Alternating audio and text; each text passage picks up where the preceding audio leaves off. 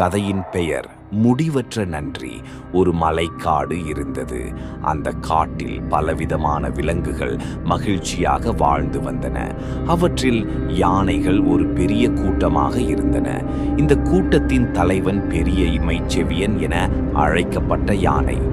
அது புத்திசாலியாகவும் கண்ணியமாகவும் அனைவரையும் நேசித்தவனாகவும் இருந்தது. ஒரு நாள் அந்த காட்டில் கடும் வறட்சி ஏற்பட்டது. குளங்கள் வறண்டு மரங்களின் இலைகள் உலர்ந்து விழுந்தன. எல்லா விலங்குகளும் தண்ணீருக்காக துன்பப்பட்டன. யானை கூட்டம் தண்ணீர் தேடி ஒரு நீண்ட பயணத்தை தொடங்கியது. அந்த பயணத்தில் இமைச்செவியன் ஒரு சிறிய குளம் கண்டுபிடித்தது. இது எல்லோருக்கும் போதுமானதா என்று யோசித்துக் கொண்டு தன் கூட்டத்தினருக்கு தண்ணீரை அளித்த பின் மற்ற விலங்குகளையும் அந்த குளத்துக்கு அழைத்தது.